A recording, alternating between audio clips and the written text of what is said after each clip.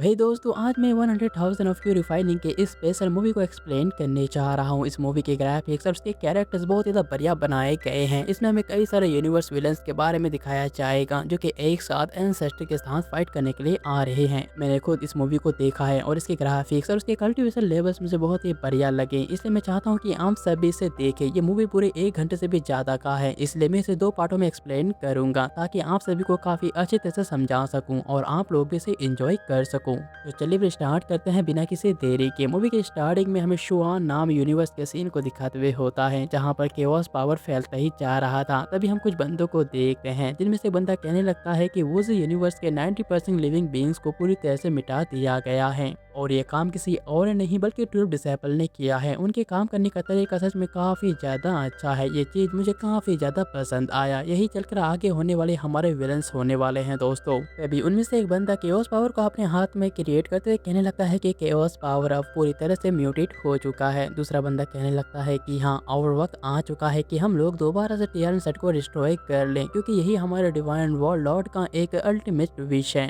अब दोस्तों, ये लोग किस डिवाइन लॉर्ड के बारे में बातें कर रहे हैं ये हमें आगे बहुत ही अच्छी तरह से मालूम पड़ जाएगा। उनकी बातों के बीच अचानक ही वहाँ एक सफ़ेद परत टूटता है और सफ़ेद परत के अंदर से एक ब्यूटीफुल गर्ल निकलती है। इस लड़की का नाम तियान यू था। तियान यू अपने साथी को बाहर आने के बाद कहने लगती है कि तुम लोग अलग अलग जाकर टीआरएन सेट के डिसेबल और टीआरएन सेट को डिस्ट्रॉय करोगे, जबकि मैं खुद इमोर्टल जू के पास जाकर उसे अपने हाथों से ख़त्म कर दूंगी। लेकिन उसके बात को सुनने के बाद उसका एक साथी जिसने कि अपनी आंखों में काला पट्टी बांध कर रखा था, वो कहने लगता है कि life and the death in sense के मुताबिक मास्टर जो किसी भी तरह से उस दिन बच नहीं पाएगा। जब उसका मौत आएगा तो क्या जरूरी है कि तुम खुद जाकर उसे मारो। इस पर तियान यूं कहने लगती है कि हाँ बिल्कुल, क्योंकि उसे मैं खुद अपने हाथों से खत्म करना चाहती हूँ और इसी में मुझे बहुत ज़्यादा मजा आएगा। दोस्तों, आपको लग रहा होगा ये जो विलन्स है ये काफ़ी तक कमज़ोर है, लेकिन मेरी बातों का यकीन मानिए, आगे चलकर ये विलन्स बहुत ज़्यादा स्ट्रॉन्गेस्ट ओपोनेंट साबित होने वाले हैं हमारे एंसेस्टर के लिए, क्योंकि इनके पावर्स हमें आगे बहुत ही खतरनाक लेवल पर दिखाया जाएगा।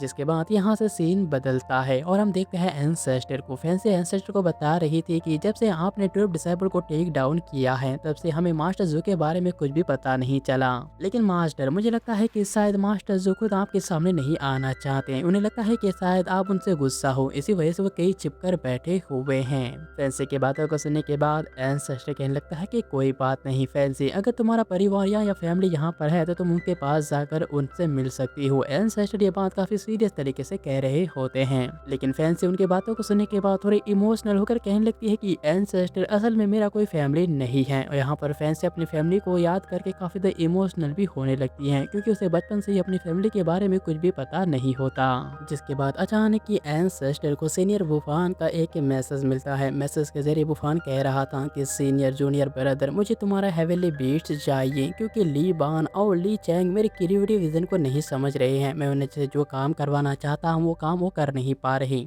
इसीलिए मुझे अपने नए आर्मर को बनाने के लिए तुम्हारी हेवनली बीस्ट के पावर की जरूरत होगा। लेकिन वुफान के मैसेज को सुनने के बाद ड्रैगन किंग थोड़े गुस्सा हुए कहने लगता है कि आखिरकार ये क्या बकवास कर रहे हैं। आज ये आपकी हेवनली बीस्ट को मांग रहा है, लेकिन अगर किसी दिन ये बोले कि इसे अपने किसी और वेपन के लिए ड्रैगन किंग का सर चाहिए तो क्या आप उसे दे दोगे।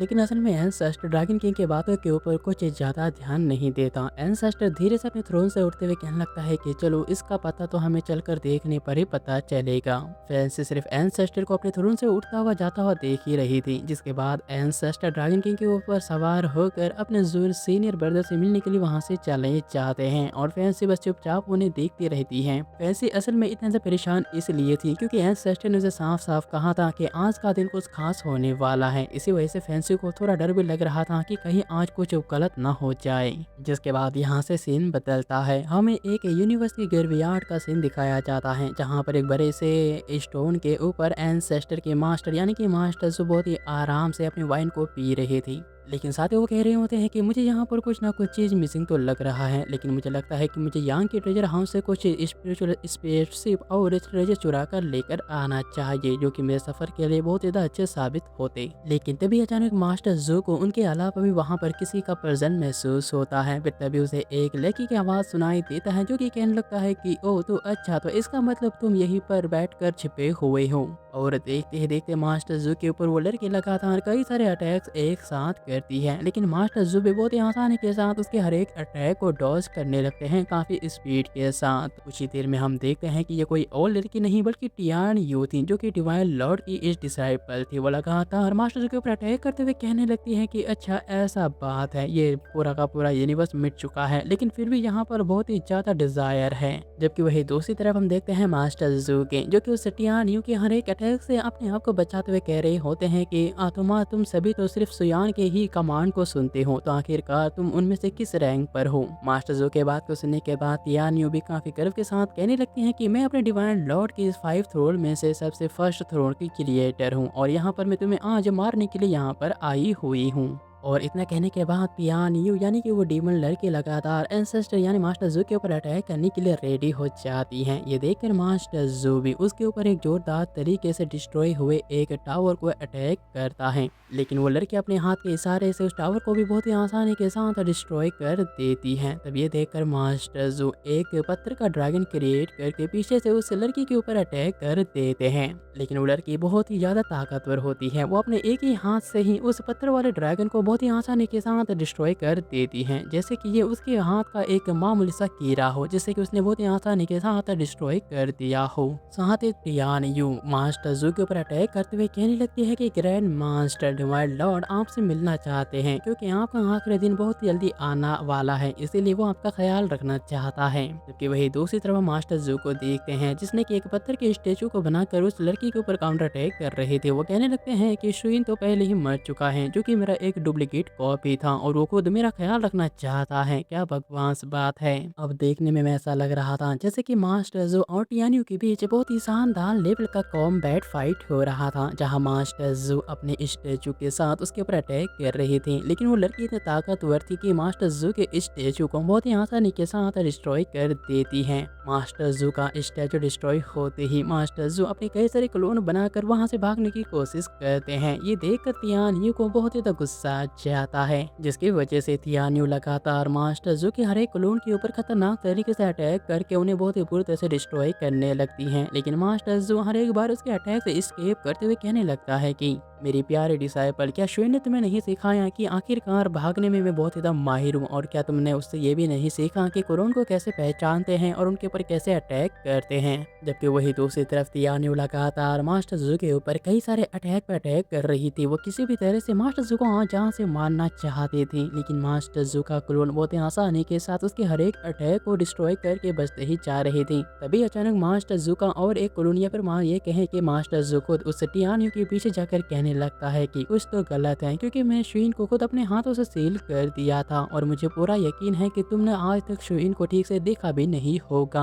लेकिन मास्टर जू को देखने के बाद टियान यू सिर्फ मुस्कुराते हुए कहने लगते हैं कि जब माइंड पूरी तरह से खराब हो जाता है तो डिजायर को फॉलो करता है। और इतना कहने के बाद टियान यू चारों तरफ से मास्टर जू के ऊपर कई सारे अटैक कर देती हैं, जो देखकर मास्टर जू समझ जाते हैं कि शायद उसने इस लड़की को बहुत ज़्यादा अंडर एस्टिमेट कर दिया। देखते ही देखते मास्टर जू के बॉडी के अंदर कई सारे अटैक्स एक साथ हो जाते हैं, जिनकी वजह से उनके बॉडीज में बहुत सारे इंजरीज भी आ जाते हैं। जिसके बाद यहाँ से सीन बदलता है और हम टियालन सेट में एक धमाके के साथ टियालन सेट को दिखाते हुए होता है। उस धमाके की वजह से ली चैंग और जी बाय दैन दोनों ही बाहर आ जाते हैं। उन दोनों को देखकर सीनियर बुफान उनको डांटते हुए कहने लगता है कि क्या तुम लोग अपनी इमेजेस, उन दोनों को देखने के बाद बुफान उन्हें डांटते हुए कहने लगता है कि क्या तुम दोनों अपने सोच को थोड़ा और आगे नहीं ले जा सकते? क्या तुम लोग फायर, थंडर और लाइटिंग को एक साथ मिक्स करके स्लोली अपने काम को क्रिएट नहीं कर सकते, ताकि अगर कोई डेड ऑब्जेक्ट भी हो तो उसके अंदर लाइफ फोर्स एक्टिवेट हो सके? लेकिन ली चैंग कहने लगता है कि यह सब कुछ लॉ के नेचर के नियम के खिलाफ होता है। लेकिन बुफान उन्हें बताता है कि ऐसा बिल्कुल भी नहीं है, क्योंकि मेरे जूनियर ब्रदर के होते हुए हर एक रूल उसके मुताबिक चलता है, और साथ ही साथ उसके हेवनली बीस्ट की मदद से हम लोग उस चीज को बना सकते हैं जिसे कि तुम लोग इम्पॉसिबल कह रही हो। तुम लोग उसे बना नहीं सकते, इसी वजह से तुम लोगों को लगता है कि वो चीज इम्पॉसिबल है। लेकिन तभी अचानक बुफान को अपने सामने से हेवनली बीस्ट जाता हुआ दिखाई देता है। वो पीछे मुड़कर देखता है तो उसका जूनियर ब्रदर यानी कि एंसेस्टर वहां पहुंच चुके थे। जिसके बाद एंसेस्टर अपने हेवनली बीस्ट को यूज करते हुए उस हेवनली बीस्ट के पावर का इस्तेमाल करने लगते हैं। देखते ही देखते वो हेवनली बीस्ट चारों तरफ घूमते हुए अपनी स्पिरिचुअल एनर्जी को फैला देता है। जिसके बाद वो हेवनली बीस्ट अपने स्पिरिचुअल पावर की मदद से टियालन सेट के हर एक जगह से स्पिरिचुअल एनर्जी को ले रहा था। सबसे पहले वो टियालन सेट के ट्रेजर हाउस से कुछ खास तरह के ट्रेजर्स इकट्ठा करता जाता है। फिर वो मैजिकल हर्ब से मैजिकल हर्ब इकट्ठा करता है, फिर वो स्पिरिचुअल एनर्जी से स्पिरिचुअल एनर्जी इकट्ठा करता है। यानी कि यहाँ जो हेवनली बीस्ट है वो हर एक जगह से धीरे धीरे हर एक तरह की स्पिरिचुअल एनर्जी और हर एक चीज को लेता जा रहा था, जो कि बुफान के आर्मर को क्रिएट करने के लिए काफी ज्यादा इम्पोर्टेंट होगा। और जब सारी चीज पूरी तरह से इकट्ठा हो जाता है तब वह हेवनली बीस्ट एक साथ उन्हें कॉम्बाइन करने लगते हैं और इन सबको कंट्रोल कर रहे होते हैं एंसेस्टर। एंसेस्टर के गजब की टेक्निक को देखकर ली चैंग और जी बाइडेन दोनों ही काफी हैरान हो जाते हैं, क्योंकि उन्हें तो अभी तक यही लग रहा था कि इस तरह के काम को करने के लिए हमें नेचर के खिलाफ जाना होगा, लेकिन एंसेस्टर ने तो नेचर के रूल्स को ही पूरी तरह से बदल कर रख दिया था।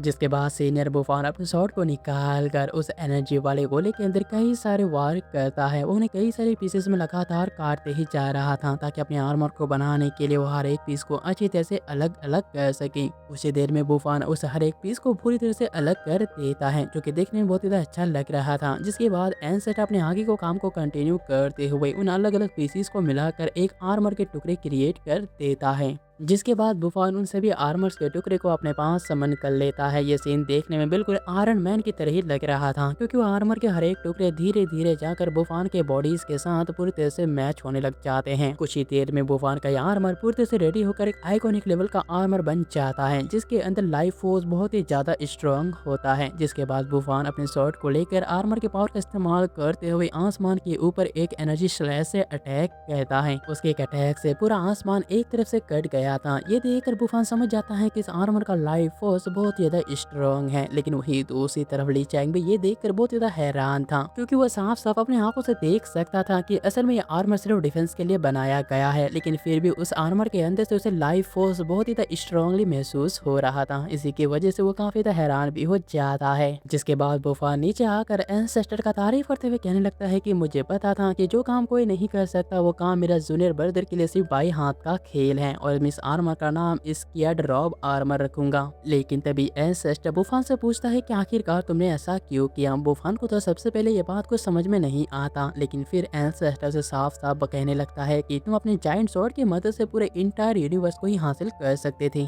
लेकिन फिर भी तुमने इस आर्मर को क्यों क्रिएट किया। अब बुफान के पास इस बात का कोई साफ साफ जवाब नहीं था। वो पहले कहने लगता है कि मैं इस आर्मर को सिर्फ मजे के लिए बनाना चाहता था, लेकिन एंसेस्टर उसके झूठ को पहले ही पकड़ चुके थे। एंसेस्टर उसे कहने लगते हैं कि तुम इस आर्मर को इसलिए क्रिएट किए हो क्योंकि तुम मास्टर को प्रोटेक्ट करना चाहते थे। इस बात को सुनकर बुफान के पसीने छूट जाते हैं। असल में ये बात बिल्कुल सच था कि बुफान इस आर्मर की मदद से अपने मास्टर जू को प्रोटेक्ट करना चाहता था। जिसके बाद एंसेस्टर बुफान के पास जाकर कहने लगता है कि तुम्हें भी वो चीज महसूस हो चुका है जैसे कि मैंने भी महसूस किया है। और इतना कहने के बाद एंसेस्टर सीधे उस आसमान की तरफ देखते हैं, जैसे कि बुफान ने अपने जायंट स्वॉर्ड की मदद से दो भागों में काट दिया था। जबकि वही दूसरी तरफ मास्टर जू को देखते हैं, जिन्हें की बहुत ही बुरी तरह से इंजरीज आ चुकी हैं। उनकी बॉडीज में हर एक तरह से खून निकल रहा था। ये देखकर तियान यू खुश होते हुए कहने लगते हैं कि आखिरकार वक्त आ ही चुका है जब वो यूनिवर्स हमारे डिवाइन लॉर्ड का वेलकम करेगा।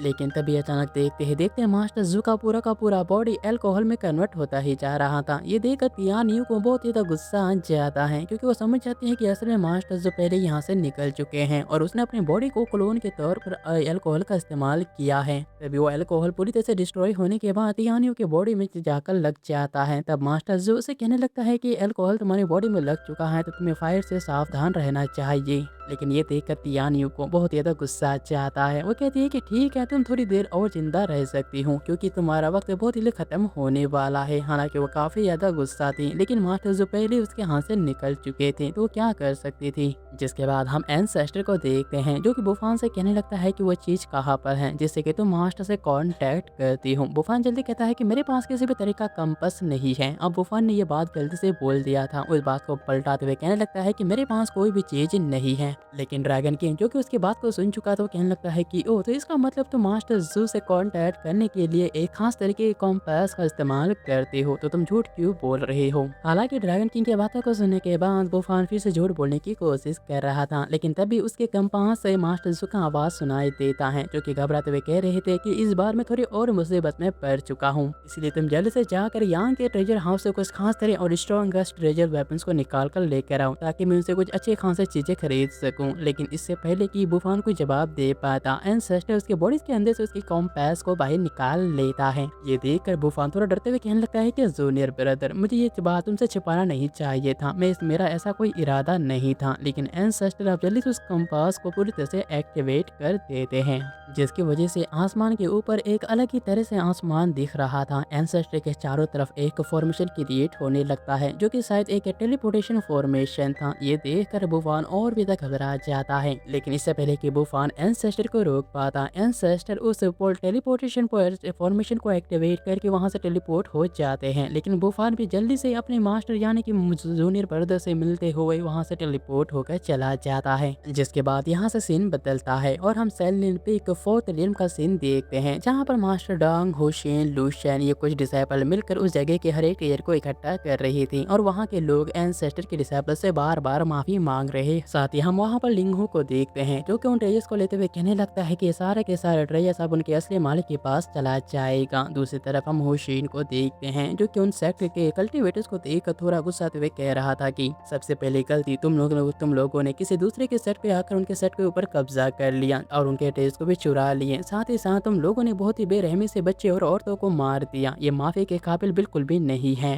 लेकिन हुसैन की बातों को सुनने के बाद उनमें से एक बंदा डरते हुए कहने लगता है कि हमने कुछ भी गलत नहीं किया है, क्योंकि गॉड ने खुद ये एक ज़मीन हमें दिया था। ये सब कुछ हमारी होली बॉक्स में लिखा हुआ था और इसी की वजह से हम यहाँ पर आ गए थे। उनकी बातों को सुनने के बाद उन सभी को कुछ भी समझ में नहीं आता कि आखिरकार ये लोग किस होली बुक की बातें कर रहे थे। तभी वही बंदा जो कि आगे था जल्दी से एक होली बुक को निकाल कर सीधे हुसैन के हाथ में थमा देता है। लेकिन तभी अचानक उन सभी के ऊपर एक स्ट्रॉन्गेस्ट प्रेशर पड़ता है, जिसकी वजह से वो सभी एकदम से हिल चुके थे। कुछ ही देर में हम देखते हैं कि उन पांचों विलन्स में से दो विलन्स वहीं पर आ गए थे। उन दोनों को देखने के बाद लूशियन उस प्रेशर का सामना करते हुए उन्हें कहने लगता है, क्या तुम ही लोग गॉड्स हो जिनकी ये लोग कह रहे थे। लेकिन इस पर उनमें से एक बंदा जो कि बुरा था, वो काफी घमंड के साथ कहने लगता है कि ये मामूली लोग हमारे पूजा करने की भी लायक नहीं है। इतना कहने के बाद वो एक ही झटके में ही उन मामूली कल्टीवेटर्स को चींटियों की तरह डिस्ट्रॉय कर देता है। फिर वो ओल्ड मैन कहने लगता है कि हम लोग 5 थ्रोन्स हैं, डिवाइन लॉर्ड के सबसे चहीते डिसाइपल्स।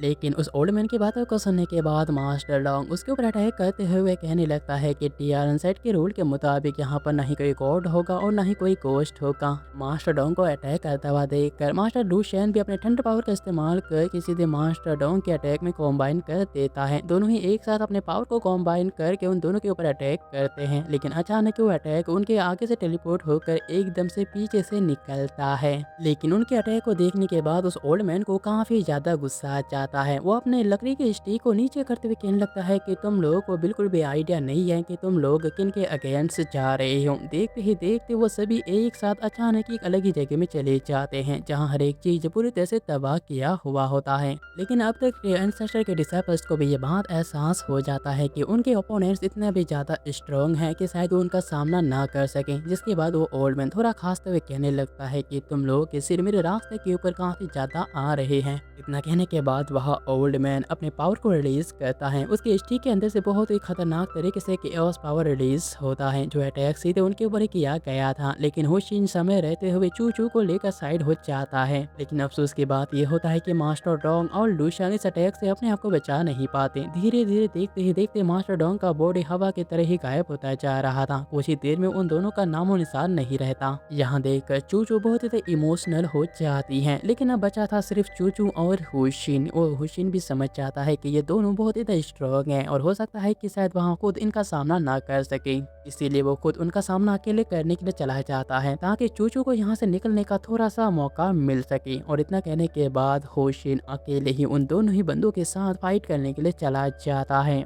जिसके बाद यहाँ से सीन बदलता है। फैंटम गॉड का सीन हमें दिखाया जाता है, जिस बोल के अंदर बैठकर चू फेंग आराम से कल्टीवेशन कर रही थी, इस बात से अनजान कि उसके तरफ एक बहुत ही बड़ा खतरा लगातार बढ़ता ही जा रहा है। तभी डिवाइन लॉर्ड की एक डिसाइपल चू फेंग को कहने लगती है कि बहुत बढ़िया टीआरएन सेट की डिसाइपल, काफी टाइम हो गया, हम दोनों ने कभी मुलाकात नहीं की। उसकी बातों को सुनने के बाद चू फेंग काफी जल्दी तरीके से अलर्ट हो जाती है। लेकिन तभी अचानक उस पुल का जो पानी था सीधे चू फेंग के ऊपर अटैक करने की कोशिश करने लगता है। ये देखकर चूफेंग उसके अटैक से बचने के लिए वहाँ से निकल रही थी, लेकिन सबसे पहले वो पानी जाकर चूफेंग के पैरों को और उसके बाद उसके हाथों को पूरी तरह से जकड़ लेता है, जिसकी वजह से चूफेंग अब कुछ नहीं कर पा रही थी। लेकिन साथ ही हम देखते हैं कि कैसे चूफेंग के बॉडी के पीछे एक अलग ही तरह का फॉर्मेशन क्रिएट होता ही जा रहा था। कुछ ही देर में वहाँ फॉर्मेशन पूरी तरह से कंप्लीट हो जाता है और उसके अंदर से एक लिटिल फिनिक्स निकलता है, जो कि अपने फायर पावर से एक ही झटके में ही उस पानी को पूरी तरह से सुखा देता है और इसकी वजह से चूफेंग आजाद हो जाती है। जिसके बाद चूफेंग अपने डिवाइन लिटिल फिनिक्स को लेकर डायरेक्टली उस गॉड पूल के ऊपर जोरदार अटैक करती है। उसका इरादा ये था कि उसके ऊपर अटैक करके अपने दुश्मन के असली चेहरे को देखना चाहती थी, जिसकी वजह से वहाँ पर एक बहुत ही बड़ा धमाका होता है और गॉड पूल पूरी तरह से डिस्ट्रॉय हो जाता है। लेकिन अगले ही पल हम देखते हैं कि किसी बहुत ही ताकतवर लड़की ने सीधे चूफेंग के गले को पकड़ रखा था। हमें यहाँ पर पता चलता है कि ये लड़की कोई और नहीं बल्कि डिवाइन लॉर्ड की डिसाइपल है, जिसका नाम टियान यून है। टियान यून को देखकर चूफेंग काफी हैरान होकर कहने लगती है कि आखिरकार तुम कैसे हो सकती हो, क्या शुइन अभी तक नहीं मरा? लेकिन टियान यून उसकी बातों का जवाब देने के बजाय कहने लगती है कि मेरे डिवाइन लॉर्ड ने मुझे ऑर्डर दिया है कि टियान सेट में से कोई भी सिंपल पर्सन यहाँ से जिंदा बच के नहीं जाएगा और आज हम तुम्हारे टियान सेट को पूरी तरह से साफ कर देंगे। हालांकि चूफेंग के गले को साफ तरीके से पकड़ा गया था। चूफेंग ये देखकर अपने आप को छुड़ाने की कोशिश कर रही थी, लेकिन ऐसा लग रहा था कि टियान यून काफी ज्यादा स्ट्रॉन्ग थी और इसी की वजह से टियान यून बहुत ही आसानी के साथ चूफेंग के बॉडी से कुछ निकाल रही थी। लेकिन यहाँ से सीन बदलता है और हम देखते हैं कि चूचू और हुशीन को भी उन दोनों ही बंदों ने जान से मार दिया था। लेकिन इससे भी हैरानी की बात यह था कि उनके मरने के बाद भी उनके बॉडी से वो दोनों बंदे एक अजीब तरह के पर्पल कलर के पावर को निकाल कर चुपचाप वहाँ से निकल जाते हैं। जबकि दोबारा हम चूफेंग को देखते हैं, जिसके बॉडी के अंदर से एक अजीब तरह के पावर को वो लड़की जिसका नाम टियान यून था वो से धीरे धीरे एब्जॉर्ब करने लगती है। देखते ही देखते चूफेंग का चेहरा पूरी तरह से पीला पड़ जाता है। कुछ ही देर में उसके बॉडी से उसके सारे पावर्स को निकाल लिया जाता है। लेकिन साथ ही टियान यून अब देखते ही देखते वो सीधे चूफेंग के फेस को ले लेती है, यानी कि वो अपने फेस के ऊपर उसका फेस लगा लेती है और चूफेंग को वहीं पर छोड़ देती है। जिसके बाद टियान यून चूफेंग के बॉडी को इस तरह से फेंकती है जैसे कि वो उसके हाथ में सिर्फ कचरे के अलावा और कुछ भी नहीं था। जिसके बाद यहाँ से सीन बदलता है और हम एक जगह को देखते हैं जैसे कि बहुत ही बुरी तरह से डिस्ट्रॉय कर दिया गया है। कुछ ही देर में हमें पता चलता है कि यह कोई और नहीं बल्कि टियालन सेट है। टियालन सेट के ऊपर डिवाइन लॉर्ड के 5 थ्रोन यानी कि 5 थ्रोन कहा जाता है, उसके 5 डिसाइपल ने एक साथ अटैक कर दिया है, जिसकी वजह से पूरा टियालन सेट एक ही झटके में डिस्ट्रॉय हो चुका है। तब उनमें से एक लड़की जिसका नाम टियान यू था वो कहने लगती है कि हमने तो टियालन सेट के ऊपर बहुत ही आसानी के साथ कब्जा करके उसे डिस्ट्रॉय भी कर दिया, मुझे तो लगा था यहाँ पर कोई स्ट्रॉन्गेस्ट कल्टीवेटर होगा। इसी के साथ हम देखते हैं कि वहाँ पर टियालन सेट के कई सारे डिसाइपल अब उनके खिलाफ लड़ने के लिए आ गए थे। जहाँ एक तरफ था एंसेस्टर के डिसाइपल्स तो वहीं दूसरी तरफ था डिवाइन लॉर्ड के डिसाइपल्स, जो कि बहुत ज़्यादा स्ट्रॉन्ग हैं और इनकी तादाद सिर्फ 5 है। जिसके बाद सारे डिसाइपल एक साथ मिलकर उन 5 के ऊपर काफी तेजी के साथ अटैक कर देते हैं। लेकिन तभी हम देखते हैं टियान यून को, जो कि अपने टाइम पावर का इस्तेमाल करते हुए पूरे टाइम को ही वहीं पर फ्रीज कर देती है, जिसकी वजह से टियालन सेट का एक भी डिसाइपल अपने आप को मूव नहीं कर पा रहा था, वो पूरी तरह से टाइम के अंदर फ्रीज हो जाते हैं। फिर उनमें से और एक डिवाइन लॉर्ड का डिसाइपल अपने स्पेस पावर का इस्तेमाल करता है, जबकि वह ओल्ड मैन अपने पावर का इस्तेमाल करके उनके बॉडीज को टाइम के अंदर ही पूरी तरह से इरेज कर देता है। एक तरह से इन सभी ने बहुत ही आसानी के साथ टियालन सेट के हर एक डिसाइपल को मार दिया होता है। तब यहाँ देखकर टियान यून कहने लगती है कि बहुत बढ़िया, ये काम तो बहुत ही आसानी के साथ निपट गया, अब बेहतर होगा कि हमें डिवाइन लॉर्ड के पास वापस चले जाना चाहिए, उनके अगले ऑर्डर का इंतजार करना चाहिए। दोस्तों मैं उम्मीद करता हूँ कि आज का एनिमे जो मैं एक्सप्लेन कर रहा हूँ आपको बहुत ज़्यादा अच्छा लगे, क्योंकि इसे एक्सप्लेन करने में मुझे बहुत ज़्यादा एफर्ट और बहुत ज़्यादा टाइम लगता है। तो हो सके तो प्लीज़ चैनल को सब्सक्राइब करके लाइक करके मुझे कमेंट कर देना, ताकि मुझे और भी ज़्यादा हौसला मिल सके। लेकिन साथ ही हम देखते हैं कि कैसे उन 5 ने बहुत ही बुरी तरह से टियालन सेट को डिस्ट्रॉय कर दिया था, हर एक चीज़ पूरी तरह से डिस्ट्रॉय हो चुका था। जिसके बाद यहाँ से सीन बदलता है और हमें वॉइड सीक्रेट रियल्म का सीन दिखाया जाता है। उस रियल्म के अंदर हम मास्टर जू को देखते हैं, जो कि अपने आप को शांत कराने की कोशिश कर रहे थे। लेकिन तभी मास्टर जू को बहुत ही खतरनाक तरीके से विजन्स आने लगते हैं, जहाँ पर उन्हें खुद का ही कई सारे क्लोन्स दिखाई दे रही थी। वो सारे के सारे क्लोन्स लगातार मास्टर जू के ऊपर अटैक करके उसे कह रहे थे कि तुम मर जाओगे तो ये सारा ही चीज पूरी तरह से खत्म हो जाएगा, तुम्हें कुछ करने की जरूरत नहीं होगा, इसलिए बेहतर होगा कि तुम मर जाओ। लेकिन मास्टर जू किसी तरह से अपने विजन के ऊपर कंट्रोल कंट्रोल रखते हुए अपने आप को शांत कराने की कोशिश करने लगता है। ऐसा लग रहा था कि विजन मास्टर जू की वजह से ही आ रहे हैं और इसी की वजह से वह अपने आप को कंट्रोल करने की कोशिश कर रहे हैं। लेकिन इसी के साथ हम वहाँ पर एक ऐसे पर्सन को देखते हैं जो कि मास्टर जू को ढूंढते वहाँ पर पहुंच चुका था। उसे मास्टर जू का एक स्पिरिचुअल एनर्जी मिल जाता है, जिसे देखकर वो कहने लगता है कि बेवकूफ कहीं के तुम अपने आप को यहाँ पर शांत करने के लिए आए हो, तुम तो सच में काफी ज्यादा बेवकूफ हो। कुछ ही देर में वो बंदा सीधे मास्टर जू के पास पहुंच जाता है, जो उसे कहने लगता है कि ग्रैंड मास्टर, अगर आप इन सब चीजों को रोकना चाहते हो तो बेहतर होगा कि आप अपने आप को खुद ही मार डालो, उसके बाद ये सारी चीज एकदम से रुक जाएगा। पर मास्टर जू जो कि अपने आप को शांत कराने की कोशिश कर रहे थे, उस बंदे की बातों को सुनने के बाद उसे कहने लगता है कि मुझे पता है कि तुम लोग सिर्फ सुयान के कमांड को ही फॉलो करते हो, तो मुझे बताओ कि आखिरकार उन पांचों में से तुम्हारा रैंक। पर बंदा जिसने कि अपनी आंखों पर काला पट्टी बांधा रखा था, वो मास्टर जू को बताता है कि मेरा नाम टियान है और मैं डिवाइन लॉर्ड का एक चहेता डिसाइपल हूँ। ये बंदा उन्हीं पांचों में से एक है। तभी अचानक वो बंदा अपने हाथ में एक जलते हुए स्टिक को निकालते हुए मास्टर जू से कहने लगता है कि आपके कर्मा के हिसाब से जब ये स्टिक पूरी तरह से जलकर बुझ जाएगा तब आपकी मौत आ जाएगा। लेकिन टियान की बातों को सुनने के बाद मास्टर जू को बहुत ज़्यादा गुस्सा आ जाता है। वो मुस्कुराते हुए कहने लगता है कि अगर ऐसा है तो मैं भी तुम्हें अपने साथ लेकर जाऊंगा। और इतना कहने के बाद मास्टर जू टियान के ऊपर अटैक करने की कोशिश करते हैं, लेकिन वो बंदा पहले ही वहाँ से गायब हो चुका था। तभी अचानक एंसेस्टर उस बंदे को कैद करते हुए कहने लगता है कि ओ अच्छा, तो इसका मतलब तुम नसीब के साथ फाइटिंग करते हो। अब ये देखकर वो बंदा भी काफी हैरान हो जाता है, क्योंकि उसने पहले ही कैद कर लिया गया था। तभी हम देखते हैं कि उस जगह पर एंसेस्टर आ जाते हैं। एंसेस्टर को देखने के बाद टियान काफी हैरान हो जाता है, लेकिन फिर भी उस बंदे को ये देखकर काफी हैरानी हो रहा था कि आखिरकार एंसेस्टर यहाँ पर कैसे हो सकता है। साथ ही साथ वो बंदा जिसका नाम टियान था, वो लगातार एंसेस्टर के फ्यूचर और उनके पास्ट के बारे में पढ़ने की कोशिश कर रहा था। लेकिन टियान को बहुत जल्दी एहसास हो जाता है कि वो जितना चाहे कोशिश क्यों ना कर ले, वो एंसेस्टर के पावर को किसी भी तरह से पढ़ नहीं पा रहा था। इसका एक ही मतलब था कि अब उस बंदे का पावर यानी कि एंसेस्टर का पावर इस यूनिवर्स से भी बहुत ज्यादा आगे निकल चुका है। इस बंदे को ऐसा इसलिए लग रहा था क्योंकि वो एंसेस्टर के फेट यानी कि उनके नसीब को बार बार पढ़ने की कोशिश कर रहा था, लेकिन वो चाह कर भी एंसेस्टर के किसी भी नसीब को पढ़ने पर नहीं पा रहा था। लेकिन तभी हम मास्टर जू को देखते हैं, जो कि कहने लगते हैं कि यांग यांग, आखिरकार तुम यहाँ पर क्या कर रहे हो? सच कहूँ तो मैं अकेले ही इस चीज़ को हैंडल कर सकता हूँ। इतना कहने के बाद मास्टर जू अपने कपड़ों को पूरी तरह से पोंछने लगते हैं, लेकिन साथ ही मास्टर जू एंसेस्टर को वहाँ से जाने के लिए कह रहे थे। फिर एंसेस्टर कहने लगता है कि एक मामूली से स्टेक ने आपको इतनी बड़ी मुसीबत में डाल दिया, जिससे कि आप खुद निकल भी नहीं पा रहे हो। एंसेस्टर के बात को सुनने के बाद मास्टर जू काफी ज़्यादा इमोशनल होकर कहने लगते हैं कि उसके हाथ में जो है उसे लाइफ एंड डेड स्टिक कहा जाता है, और जब वो एक बार वो स्टिक पूरी तरह से जलकर बुझ जाएगा तब मेरा लाइफ भी एंड हो जाएगा।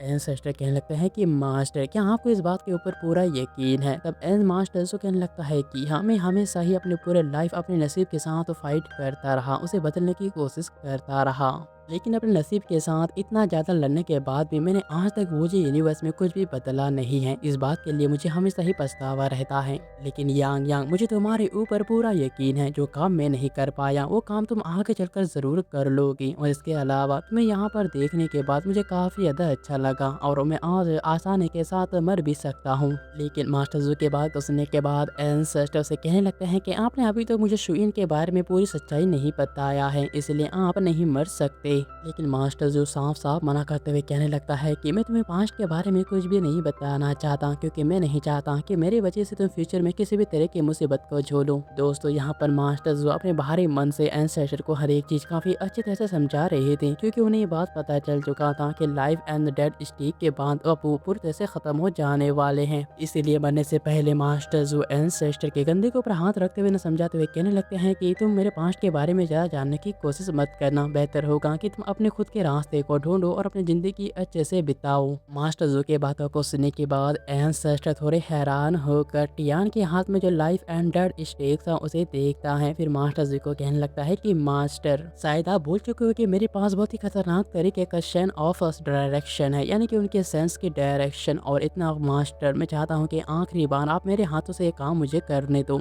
इतना कहने के बाद एंसेट अपने हाथ को धीरे धीरे सीधे मास्टर जू के सिर के ऊपर ले जाने लगते हैं। मास्टर जू भी इसके लिए कुछ भी नहीं करता, बस वो शांत रहकर एंसेस्टर को ऐसा करने देते हैं जैसा कि एंसेस्टर करना चाहते हैं। इसके बाद अचानक यहाँ से सीन बदलकर हम एंसेस्टर को मास्टर जू के उस पास्ट वाले माइंड सी के अंदर देखते हैं, जहाँ पर शुइन यानी कि यही असली शुइन होता है दोस्तों, ये छोटा बच्चा। मुझे पता है कि आप में से कुछ लोग सोच रहे होंगे कि मैंने पिछले एपिसोड में कहा था कि ये शुइन का एक सोल है, लेकिन दोस्तों वो पिछले एपिसोड का था और इस मूवी के अंदर ये जो सोल था ये कोई सोल नहीं बल्कि असली शुइन था। जिसके बाद छोटा शुइन अपने मास्टर जू को कहने लगता है कि हाँ मास्टर, मैं आपकी बातों को समझ गया, भले ही बीस्ट बुरे या फिर अच्छे होते हैं, मुझे उन सभी को एक साथ मारने का कोई हक नहीं है। छोटे शुइन की बातों को सुनने के बाद यंग मास्टर जो उसे कहने लगता है कि मैंने तुम्हें कई बार समझाया है, लेकिन फिर भी तुम बातों को समझने की कोशिश नहीं करती। लेकिन तभी अचानक छोटा शुइन काफी तेजी के साथ जाकर मास्टर जू के हाथों से छोटे से खिलौने को निकाल लेता है।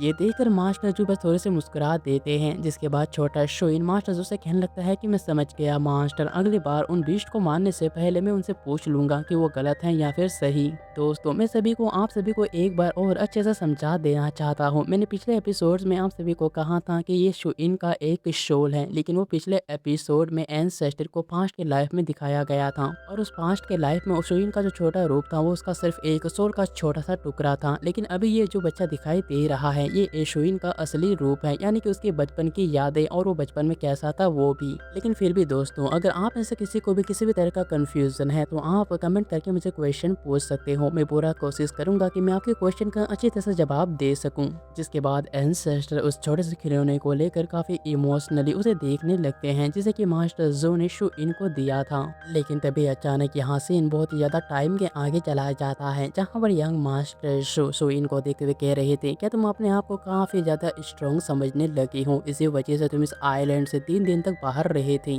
दूसरी तरफ हम एंसेस्टर के पीछे से यंग शुइन को निकलते हुए देखते हैं, जो कि बहुत ज्यादा हैंडसम लग रहा था। वो सीधे मास्टर जू के पास आकर कई सारे सेट्स के टोकन को निकाल कर फेंकते हुए कहने लगता है कि मास्टर, मैंने 3 दिन के अंदर अंदर पूरे 9 यूनिवर्स को अपने हाथों में ले लिया है और सेट के लोग मुझे गॉड मानते हैं। लेकिन शुइन के बातों को सुनने के बाद मास्टर जू काफी हैरान होकर सोचने लगते हैं कि तुमने सिर्फ 3 दिन के अंदर ही पूरे यूनिवर्स को ही कंट्रोल कर लिया। शुइन भी हंसते हुए कहने लगता है कि जी मास्टर, लेकिन मैंने सिर्फ बुरे लोगों को ही मारा है, इसके अलावा और कुछ नहीं। लेकिन तभी अचानक मास्टर जू उसके हाथ को पकड़कर पूरी तरह से उसके बॉडी को सील करने लगते हैं। वो जानना चाहते थे कि आखिरकार तुमने किस तरह के पावर को यूज किया है। लेकिन मास्टर जू के इतना कहते ही अचानक शुइन के बॉडी के अंदर से उसके 5 थ्रोन्स निकलते हैं, वही 5 लोग जो कि काफी स्ट्रॉन्ग हैं, जिसे कि शुइन 5 थ्रोन्स कहते हैं। जिसके बाद शुइन कहने लगता है कि मास्टर, इस बार तो सच में आपने मुझे बहुत ही जोर से मार दिया, लेकिन मैं आपसे वादा करता हूँ कि मैं इस तरह की हरकत दोबारा नहीं करूंगा। लेकिन यंग मास्टर जो काफी हैरान हो जाते हैं जब उसके पास देखते हैं कि शुइन के पास तो केओस पावर है। फिर वो गुस्से से पूछते हैं कि आखिरकार तुम्हारे पास एक केओस पावर कहाँ से आया। इस पर शुइन थोड़े हैरान हुए कहने लगता है कि मास्टर, क्या आप भूल चुके हो कि आप ही ने तो इस पावर को मुझे सौंपा था। साथ ही साथ आपने मुझसे कहा था कि अगर मैं इन पावर्स को मास्टर कर लेता हूँ तब मैं यहाँ के सील को तोड़कर बाहर जा सकता हूँ। लेकिन शुइन के बात को सुनने के बाद अचानक मास्टर जू को काफी ज्यादा गुस्सा आ जाता है। मास्टर जू को लगता है कि शुइन उससे झूठ बोल रहा है और इसी की वजह से मास्टर जू अपने सारे ही वेपन सोर्स को निकाल कर अटैक करने के लिए रेडी हो जाता है। ये देखकर शुइन काफी हैरान होते हुए कहने लगता है कि मास्टर, मैं आपसे झूठ नहीं बोल रहा। लेकिन अब मास्टर जू का गुस्सा बढ़ गया था, इसी वजह से वो सीधे शुइन के उन केओस से बने हुए क्लोन्स वाले मास्टर्स को एक एक करके अपने स्वॉर्ड से डिस्ट्रॉय करने लगता है, जो कि केओस की पावर से बने हुए थी। जब उन सभी को पूरी तरह से डिस्ट्रॉय करने के बाद मास्टर जू अपने स्वॉर्ड से सीधे अपने डिसाइपल शुइन के पीछे अटैक कर देता है। ये देखकर शुइन उस अटैक को अपने सिर के ऊपर तो लेता है, लेकिन वो हैरान होकर पूछता है कि मास्टर, आखिरकार आपने ऐसा क्यों किया। लेकिन मास्टर जू उसकी तरफ देखते भी नहीं और गुस्सा आते हुए कहने लगते हैं कि तुम यहाँ से निकल जाओ, लेकिन याद रहे कि तुम आज से इस आइलैंड को छोड़कर कभी नहीं जाओगे। जबकि वही दूसरी तरफ शुइन को कुछ भी समझ में नहीं आ रहा था कि आखिरकार उसके साथ ये क्या हो गया। वो तो कभी मास्टर्स को नाराज नहीं करता था, उसे समझ में नहीं आ रहा था कि आखिरकार मास्टर उसे इतना ज्यादा गुस्सा क्यों है। लेकिन फिर भी शुइन अपने मास्टर के इस आखिरी ऑर्डर को मानकर सबसे पहले उनके सामने ग्रीट करता है और अपने भारी मन को लेकर चुपचाप अपने मास्टर को बिना कुछ कहे वहां से निकल जाता है। लेकिन उसके जाने के बाद कुछ ही देर बाद हम देखते हैं कि मास्टर जू को उसी के जैसा एक हमशक्ल मिलता है, जो कोई और नहीं बल्कि केओस से पावर से बना हुआ डार्क मास्टर जू था, जिसे देखकर मास्टर जू को काफी ज्यादा गुस्सा आ जाता है। साथ ही साथ मास्टर जू को समझ में आ जाता है कि उसके डिसाइपल को किसी और नहीं बल्कि उसके डार्क रूप ने ही गलत रास्ते पर भेजा था और इसी की वजह से वो इतना ज्यादा बुरा बन गया। इसी के साथ हम देखते हैं कि कैसे एंसेस्टर इस पूरे नज़ारे को खुद अपनी आंखों से देख रहे थे कि क्या क्या हो रहा था। तभी हमें एंशिएंट आयरन सेट का सीन दिखाया जाता है, जहां पर शुइन इंजर्ड होकर वहीं पर था। तभी मास्टर जो उसके पास आकर कहने लगते हैं कि वो सारे लोग कहाँ हैं जो कि तुम्हें गॉड मानकर तुम्हारा पूजा करते थे, क्या वो सभी के सभी लोग यहीं पर मारे गए, क्या उनमें से कोई भी जिंदा नहीं बचा है। लेकिन उम्मीद करता हूँ कि आप तुम्हें समझ में आ गया हो कि उस माँ बंदे ने तुम्हें सिर्फ यूज किया है। बेहतर होगा कि तुम जो कर रहे हो तुम अभी के अभी रुक जाओ।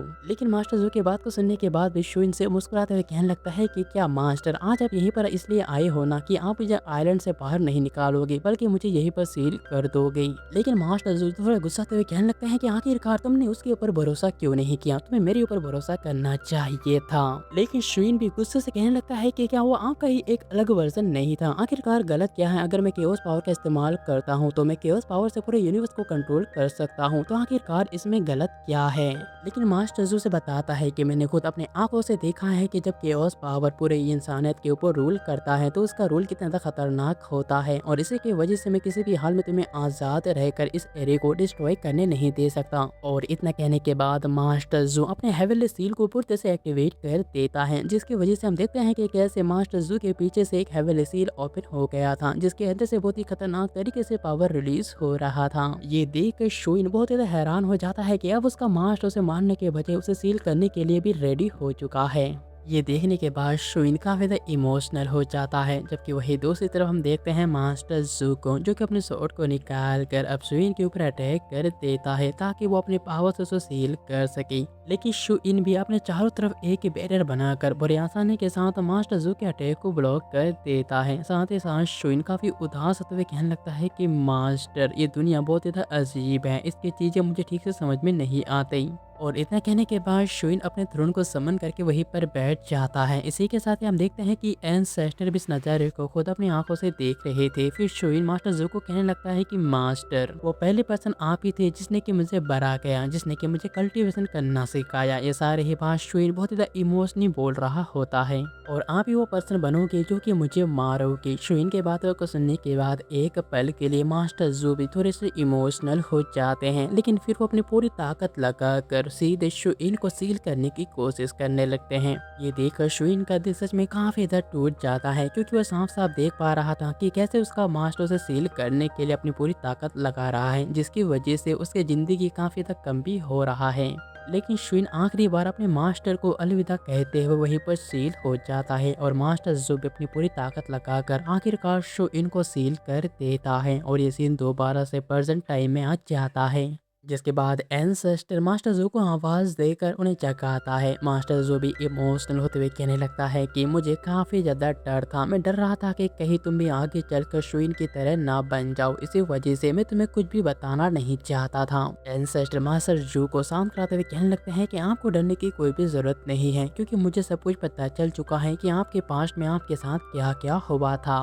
और फिर इतना कहने के बाद एंसेस्टर अपने कदमों को धीरे धीरे अपने मास्टर की तरफ बढ़ाते हुए कहने लगते हैं कि हमने सिर्फ एक छोटा सा पीस से तो मिस किया था। इस बात को सुनकर मास्टर जो थोड़े हैरान होते हुए कहने लगते हैं कि क्या तुम मेरे लाइफ के बारे में बातें कर रही हो। लेकिन एंसेस्टर मास्टर जू की और करीब जाने के बाद उन्हें कहने लगता है कि मैं हम सभी के लाइफ के बारे में बात कर रहा हूँ। और इतना कहने के बाद एंसेस्टर अपने बॉडी के अंदर से अपने गोल्डन ऑरा को रिलीज कर देता है, जो सीन देखने में काफी आइकॉनिक लगता है। एंसेस्टर के इतने ताकत और ऑरा को देखकर तियान भी बहुत ज्यादा घबरा जाता है। दूसरी तरफ हम मास्टर जू को देखते हैं, जो कि अपने डिसेबल के इस तरह के एक्शन को देखकर समझ जाता है कि अब उसके साथ आगे क्या होने वाला है। इसी के साथ ही हम एंसेस्टर को देखते हैं, जो कि मास्टर जी को कहने लगता है कि मैंने आपके फेथ को पहले ही सील कर दिया है, तो मास्टर आप अब शांति से मर सकते हो। इतना कहने के बाद एंसेस्टर अपने हाथ को आगे बढ़ाते हो वही मास्टर जू की तरफ कुछ करने लगते हैं, जिसकी वजह से अब एंसेस्टर के बॉडी के अंदर से और भी ताकत और पूरे यूनिवर्स में फैलता ही जा रहा था। तब मास्टर जो एक नज़र अपने डेथ और लाइफ वाले स्टिक को देखता है जो कि अब कभी भी खत्म होने ही वाला था। उस स्टिक को देखने के बाद मास्टर जो आखिरकार अपने आप को तैयार करते हुए कहने लगता है कि ठीक है, अब मैं पूरी तरह से रेडी हूँ। साथ ही हम देखते हैं कि कैसे मास्टर जो का बॉडी धीरे धीरे बर्फ में कन्वर्ट होता जा रहा था। ऐसा लग रहा था जैसे कि मास्टर बॉग के बॉडी के अंदर धीरे धीरे उनके एक छोटा सा परत ऊपर चल रहा है जो कि उन्हें मूर्ति में बदल रहा था। देखते ही देखते कुछ ही पल में मास्टर जू का पूरा बॉडी पूरी तरह से बर्फ या फिर ये कहूँ कि मूर्ति बन जाता है। मास्टर जू बहुत ही आसानी के साथ आराम से मर जाते हैं, जिसकी वजह से मास्टर जू का बॉडी अब पूरे यूनिवर्स यानी कि उसी जगह के आसपास से घूमने लगता है। जबकि दूसरी तरफ हम तियान को देखते हैं जो कि एंसेस्टर के पावर को देखकर काफी घबराते हुए कहने लगता है कि आखिरकार तुम कौन हो? तुम्हारे पास हमारे डिवाइन लॉर्ड जैसे पावर्स कैसे हो सकते हैं? साथ ही साथ मुझे ये भी समझ में नहीं आ रहा कि आखिरकार एक ही वर्ल्ड में दो गॉड्स कैसे हो सकते हैं, और इसके अलावा इस पूरी दुनिया में केओस पावर पहले ही फैल चुका था, तो आखिरकार तुम्हारे बॉडी के अंदर केओस पावर क्यों नहीं है? तुम केओस पावर से कैसे बच गए? लेकिन शायद उसके बातों को सुनने के बाद एंसेस्टर को बहुत ज्यादा गुस्सा आ जाता है। तभी एंसेस्टर अपने पावर को रिलीज करते हुए उस बंदे तियान को एक जोरदार थप्पड़ मारता है।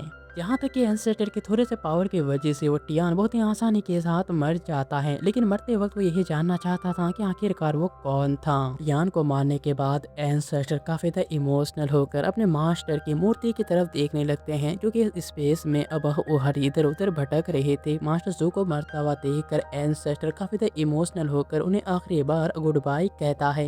लेकिन तभी अचानक कुछ ही देर होते ही हम देखते हैं कि कैसे वहाँ पर टेलीपोर्ट होकर बुफान आ जाता है, जो कि आते ही बिना देखे मास्टर जू से कह रहा था कि जूनियर ब्रदर आपको ढूंढने के लिए आ रहा है, आप उसके किसी भी बार सुनियन के बारे में नहीं बता सकते। लेकिन जैसे ही बुफान का नजर एंसेस्टर के ऊपर पड़ता है वो घबराते हुए कहने लगता है कि जूनियर ब्रदर, इसका मतलब तुम पहले ही यहाँ पर पहुँच गए, तो बताओ कि क्या तुमने मास्टर को देखा? लेकिन एंसेस्टर सिर्फ आसमान की तरफ देखते ही उन्हें कुछ जवाब नहीं देता। ये देखकर बुफान उसको आसमान की तरफ देखता है जहाँ पर उन्हें बेजान पड़े हुए मास्टर जू का मूर्ति दिखाई देता है, जिन्हें देखने के बाद तो बुफान के पैरों तले जैसे जमीन ही निकल जाता है। वो अपने आप को ठीक से संभाल नहीं पा रहा था, उसका पूरा शरीर काफी कमजोर पड़ जाता है। लेकिन फिर वो अपने आप को संभालते हुए कहने लगता है कि मास्टर, आखिरकार आप इस बार कौन सा गेम खेल रहे हो मेरे जूनियर ब्रदर के साथ? लेकिन बुफान की बात को सुनने के बाद एंसेस्टर आसमान की तरफ देखते हुए कहने लगता है कि मास्टर ऑलरेडी ही मर चुके हैं। लेकिन इस बात को सुनकर बुफान काफी हैरान हुए कहने लगता है कि आखिरकार ऐसे कैसे हो सकता है? जूनियर ब्रदर, तुम मेरे साथ किसी तरह के मजाक कर रही हो। मुझे लगता है कि तुमने और मास्टर ने किसी तरह के गेम को खेला होगा, तो तुम इस बात को आप इग्नोर कर सकती हो। हम टियालन सेट जाकर वापस अपने आप को सारे ही झगड़े को सुलझा सकते हैं। लेकिन एंसेस्टर से दूर करते हुए कहने लगता है कि अब काफी ज्यादा देर हो चुका है, क्योंकि टियालन सेट के सारे ही डिसेबल एक एक करके मारे जा चुके हैं, और बहुत ही जल्दी इस पूरे यूनिवर्स में जितने भी सारे लिविंग बीइंग्स हैं वो भी धीरे धीरे मरने वाले हैं, और उनके साथ साथ तुम भी मर जाओगे। इस बात को सुनने के बाद बुफान तो और भी ज्यादा हैरान हो जाता है। लेकिन कुछ ही देर में बुफान को सारी बातें समझ में आ जाता है, लेकिन अब वो बहुत ज्यादा गुस्से में आ जाता है। वो सीधे एंसेस्टर के ऊपर एक जोरदार पंच मारता है। बुफान का ये अटैक बहुत ज्यादा खतरनाक था। उसके अटैक की वजह से कई सारे उल्कापिंड डिस्ट्रॉय हो जाते हैं। लेकिन अब लगातार बुफान एंसेस्टर के ऊपर अटैक करता है। बुफान काफी गुस्सा हुए कहने लगता है कि आखिरकार तुम ऐसा कैसे कर सकते हो? मास्टर ने कभी तुम्हें दुख नहीं पहुंचाया, तो तुम आखिरकार इन से भी बहुत ज्यादा घटिया कैसे निकल गई? दोस्तों, बुफान को यहाँ पर ये लग रहा था कि अगर चाहता तो एंसेस्टर सभी को बचा सकता था, लेकिन बुफान को लगता है कि एंसेस्टर भी इनकी तरह काफी ज्यादा इविल बन चुके हैं, और उन्होंने जानबूझकर अपने टियालन सेट और अपने टियालन सेट के डिसेबल्स को नहीं बचाया है। लेकिन कई सारे अटैक करने के बाद आखिरकार बुफान थोड़ा थक जाता है, और आखिरी अटैक उसके ऊपर करते हुए कहने लगता है कि आखिरकार तुम मुझे जवाब क्यों नहीं दे रही? जब इस अटैक को करने के बाद बुफान थोड़ा सा शांत हो जाता है, तब एंसेस्टर शांत रहकर इसे जवाब देता है कि तुमने मुझे इस बात के लिए सीक्रेट रखा था। इस बात को सुनने के बाद बुफान काफी हैरान हो जाता है। फिर एंसेस्टर आगे बताने लगता है कि अगर तुमने और मास्टर ने ये सीक्रेट मुझसे इतने दिनों तक ना छिपा कर रखा होता तो आज ये नौबत नहीं आता। लेकिन बुफान गुस्सा हुए कहने लगता है कि मास्टर ने जो कुछ भी किया था वो तुम्हारे भले के लिए किया था, तो मेरे मास्टर के पेन को कभी समझ नहीं पाओगे, क्योंकि उन्हें बहुत ही ज्यादा डर लग रहा था। तब ancestor life and dead stick को निकालते हुए कहने लगता है कि ओ, तो इसका मतलब मास्टर को ये डर था कि मैं भी कहीं सुइन की तरह ही ना बन जाऊं। लेकिन बुफान अपने जूनियर ब्रदर के हाथ में लाइफ एंड स्टिक को देखकर समझ जाता है कि लाइफ एंड डेड स्टिक उसका है, जिसके बाद बुफान को और भी ज्यादा गुस्सा आ जाता है। उसे लगता है कि उसका ब्रदर भी आगे चलकर एक इविल कल्टीवेटर बन जाएगा। इसी वजह से अब वो अपनी पूरी ताकत लगाकर एंसेस्टर के ऊपर लगातार अटैक करता ही रहता है, ताकि वो मरने से पहले अपने जूनियर ब्रदर को भी मारकर लेकर जाए और एक इविल कल्टीवेटर को कम कर सके। लेकिन उसके अटैक से परेशान होकर एंसेस्टर अपने एनर्जी को रिलीज करते ही बुफान को थोड़ा दूर फेंक देता है। लेकिन साथ ही हम देखते हैं कि ज्यादा पावर इस्तेमाल करने की वजह से जूनियर बुफान बहुत ही ज्यादा थक भी जाते हैं।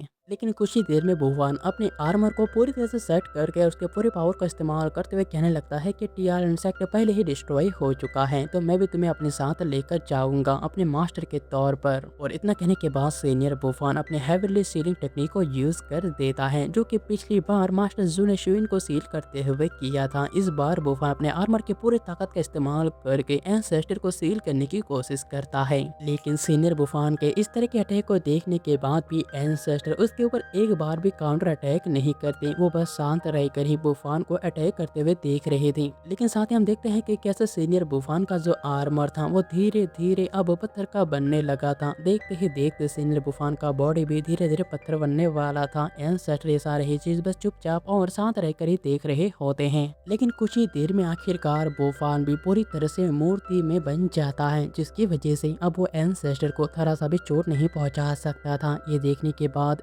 एंसेस्टर जल्दी से अपने चारों तरफ लगे हुए बैरियर को हटा लेता है, क्योंकि अब सीनियर बुफान मूर्ति बन चुका था। इसी की वजह से एंसेस्टर को अब किसी भी तरह से खतरा या फिर बैरियर लगाने की कोई भी जरूरत नहीं था। जिसके बाद सीनियर बुफान का भी बॉडी आसमान में उड़ने लगता है। ये देखकर एंसेस्टर अपने मास्टर और अपने सीनियर को इस हालत में देखकर दोबारा काफी ज्यादा इमोशनल हो जाते हैं। जिसके बाद एंसेस्टर लाइट के भी तेज रफ्तार से टाइम यानी कि सफर करते हुए कुछ ही देर में अपने टीआरएन सेट में वापस आ जाते हैं। लेकिन अब पूरा टीआरएन सेट तो पूरी तरह से डिस्ट्रॉय हो चुका था। उसके पास किसी भी तरह का डिसेबल नहीं बचा हुआ था। एंसेस्टर बस धीरे धीरे आगे बढ़ते जा रहे थे। जहां एंसेस्टर को अपने डिसेबल्स के वेपन्स और अलग अलग वेपन्स दिखाई दे रहे थे, उन सभी को देखकर एंसेस्टर थोड़े इमोशनल तो हो जाते हैं। लेकिन वो उन चारों ही केओस पावर से बने हुए कल्टीवेटर्स को, जो कि शू इनके डिसेबल या फिर ये कहूँ कि उनके 5 थ्रोन से, उन्हें देखते हुए कहने लगते हैं कि बताओ कि तुम लोग किस तरह से मरना चाहोगे। लेकिन एंसेस्टर के बात का सुनने के बाद उनमें से एक लड़की, जो कि टियान युन थी, आगे आती है और एंसेस्टर के ऊपर अटैक करने की कोशिश करती है। लेकिन इससे पहले कि वहाँ एंसेस्टर के ऊपर अटैक कर पाती, एंसेस्टर उसके ऊपर अटैक करके एक ही झटके में ही टियान युन को मार डालते हैं। ये देखकर उनमें से एक बंदा जल्दी से अपने स्पेस पावर का इस्तेमाल करते हुए कहने लगता है कि गॉड के नाम पर मैं तुम्हें स्पेस से पूरी तरह से मिटा दूंगा, और एंसेस्टर के चारों तरफ एक स्पेस क्रिएट कर देता है। फिर हम देखते हैं तियान यू को, जो कि कहने लगती है कि गॉड के नाम पर मैं तुम्हें पूरे टाइम लाइन से ही मिटा दूंगी। इतना कहने के बाद वो अपनी टाइम लाइन के पावर को यूज करती है।